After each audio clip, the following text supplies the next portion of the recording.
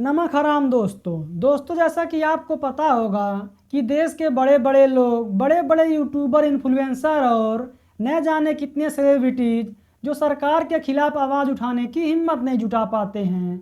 अगर वो थोड़ी सी हिम्मत जुटा करके सरकार के खिलाफ आवाज़ उठाते भी हैं तो हम लोग उनकी आवाज़ को दबाने में माहिर हैं।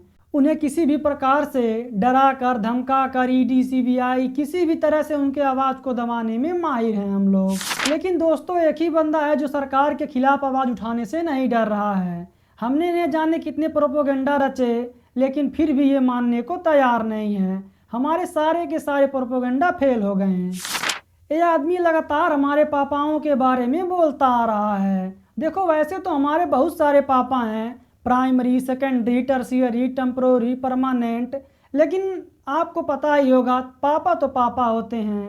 ये हमारे किसी भी पापा के खिलाफ आवाज़ उठाएगा तो हमें दर्द तो ज़रूर होगा। ये आदमी हमारे एक कौवे नाम के पापा के पीछे पड़ गया है। देखो, बात पापा की है तो हम नाम नहीं ले सकते हैं, इसलिए उनका निक नेम ले रहे हैं कौआ। ये आदमी 2 वीडियो बना चुका है और दोनों में हमारे पापा को एक्सपोज कर चुका है।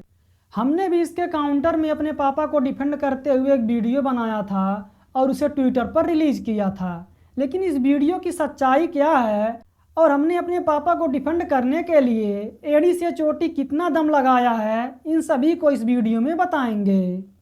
नमस्कार दोस्तों, मैं फिर एक बार आ चुका हूं अपनी ही ब्रेन वॉशिंग वीडियो को एक्सपोज करने। आइए जानते हैं कैसे। दोस्तों, पहली बात तो ये है कि मैंने जब इस आदमी के बारे में कुछ उतना बुरा नहीं पाया तो सबसे पहले इसके बॉडी लैंग्वेज को ही मजाक बनाने लगा।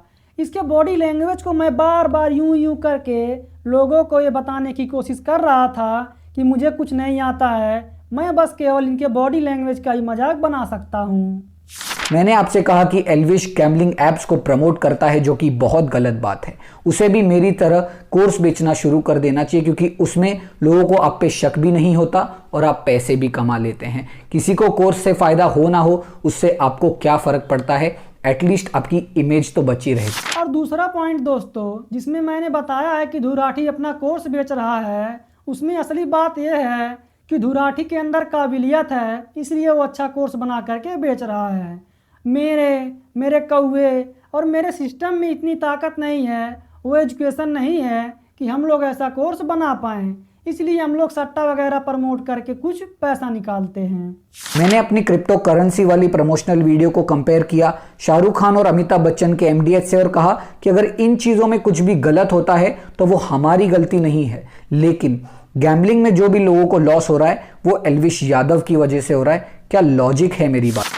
और तीसरा पॉइंट दोस्तों, जो मैं धुराठी को एक्सपोज किया है, उसमें असलियत ये है कि गैम्बलिंग ऐप इसीलिए बनाए जाते हैं ताकि लोगों को ठग सकें।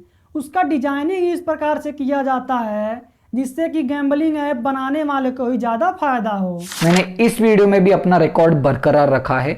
जिन लोगों पे एल्विश सवाल उठाता है, मैं कहता हूं कि उनसे मेरा कोई कनेक्शन नहीं है, लेकिन पूरी वीडियो में मैं फिर उनको ही डिफेंड करता हूं। पिछली वीडियो में मैंने हर्ष मंदर को डिफेंड किया था, आदिल अमन को डिफेंड किया था, जॉर्ज सोरोस को डिफेंड किया था। इस वाली वीडियो में मैंने इरफान महराज को डिफेंड किया है। फिर मैं कहता हूं कि मेरा इनसे कोई कनेक्शन नहीं है। अरे, ऊपर जवाब देना पड़ता है। चौथा पॉइंट दोस्तों, जिसमें मैं धुराठी को एक्सपोज किया है कि धुराठी किसे किसे डिफेंड कर रहा है, इसमें असलियत तो ये है कि किसी के बारे में सही बताने को डिफेंड नहीं कहा जाता है, बल्कि सच्चाई तो सच्चाई होती है। मैंने आपको अच्छे से ब्रेन वॉश करने की कोशिश की और बताया कि अगर कोई नई पार्टी आती है जिसके आइडियाज़ में मुझे दम लगता है तो मैं उसे सपोर्ट करूंगा, जिस तरीके से मैंने आम आदमी पार्टी को सपोर्ट किया। लेकिन आम आदमी पार्टी के एस्टेब्लिशमेंट के 12 साल बाद भी मुझे ऐसी कोई भी पार्टी नज़र नहीं आ रही जिसमें थोड़ा सा भी आइडियाज़ में दम हो, और आज 12 साल बाद भी मैं आम आदमी पार्टी के ही तलवे चाट रहा हूं और आप लोगों को ब्रेन वॉश करता जा रहा। और पांचवा पॉइंट दोस्तों, जिसमें मैंने धुराठी को इस तरह से एक्सपोज किया है कि वो किस पार्टी को सपोर्ट करता है, इसमें सच्चाई इस बात की है कि देश में 3-4 ही बड़ी पार्टियां हैं। अगर आदमी एक पार्टी से खुश नहीं है तो जाहिर सी बात है बाकी की पार्टियां उसकी अपेक्षा ज़्यादा ही अच्छी होंगी। लेकिन मेरा क्या दोस्तों, मेरे अंदर जो लगाया गया है मुर्गा छाप पटाखा, जब मेरे पापा के बारे में कोई भला बुरा बोलता है तो एक एक करके फटता है।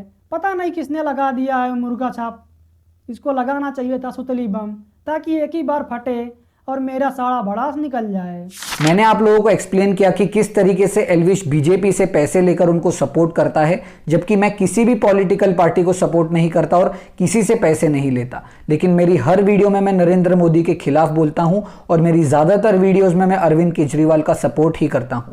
चलिए ये छोड़िए, जितनी जोर से मैं इजराइल को कंडेम करता हूं उतनी ही शांति से मैं पीओके के बारे में बातें करता हूं, क्योंकि हमें भी ऊपर जवाब देना पड़ता है। और छठवां पॉइंट दोस्तों, जिसमें मैंने बताया है कि धूराठी हमेशा नरेंद्र मोदी के खिलाफ बोलता है, इसकी सच्चाई तो ये है दोस्तों कि हमेशा हमको सरकार के खिलाफ जो भी गलत हो रहा है उस पर आवाज़ उठाना चाहिए, क्योंकि ये हमारा हक है कि हम सरकार जो भी गलत कर रहा है उसके खिलाफ आवाज़ उठाएं। और ऐसा ही करने से हम अपने हक को पा सकते हैं। अगर हम किसी चीज़ के खिलाफ आवाज़ नहीं उठाएंगे तो सरकार को ये एहसास नहीं होगा कि हम जो कर रहे थे वो गलत कर रहे थे, या फिर जो हम कर रहे हैं उससे जनता खुश नहीं है। तो हमारा यही कर्तव्य बनता है कि जो सरकार अच्छी काम कर रही है उसको तो मतलब अप्रिसिएट करना चाहिए, लेकिन उतना भी ज़्यादा नहीं करना चाहिए। लेकिन जहाँ पर भी गलत हो रहा है वहाँ पर हमको जरूर आवाज़ उठाना चाहिए, क्योंकि सरकार हमारी है, हमारे पैसे से चलती है, हमारे टैक्स से चलती है। जब तक हम आवाज़ नहीं उठाएंगे तब तक हमें अपना हक नहीं मिलेगा। मैंने आप लोगों को बताया कि किस तरीके से एल्विश वायलेंस में बिलीव रखता है और उसकी पूरी आर्मी टॉक्सिक है। लेकिन जब भी मैं ये बातें करता हूं दोस्तों, मुझे कैरोलिना गोस्वामी की याद आ जाती है, जिस तरीके से मेरे सपोर्टर्स ने जाके उन पे अटैक किया था सिर्फ इसलिए कि उन्होंने मेरी एक वीडियो वर्ल्ड हेल्थ रिपोर्ट्स वाली वीडियो पे गलतियां निकाली थी इसलिए। तो वायलेंस के बारे में जितनी बातें मैं कम करूं बेहतर होगा। और सातवां पॉइंट दोस्तों, इस पॉइंट में मैंने जो गलती निकाली है उसकी सच्चाई तो ये है कि हर कोई इंसान ही होता है और इंसान से ही गलतियां होती हैं। धूराठी ने कभी ये नहीं बोला है कि मैं 100% सत्य रहता हूँ। उनके भी वीडियो में गलतियां हो सकती हैं, हमें उनकी गलती को अच्छे से निकालना चाहिए और सजेस्ट करना चाहिए, ना कि गाली गलौज करके। और जो भी उनकी वीडियो को अच्छे से एनालाइज करके अच्छे से गलतियाँ निकालता है, धूराठी उसे कभी भी भला बुरा नहीं कहता है। और फाइनली दोस्तों, मैं आपसे केवल एक ही बात कहना चाहूँगा कि धूराठी देश के लिए लाख अच्छी वीडियो बनाए, लाख अच्छे काम कर ले, लेकिन उसकी एक दो गलतियों को लेकर हम पूरा रोना रोते रहेंगे। एल्विश यादव लाख खराब काम कर ले, लाख बुरा काम कर ले, लेकिन फिर भी वो है तो मेरा पापा ही। भले ही वो कौवा है लेकिन है तो पापा ही, मेरे पापा। वाह।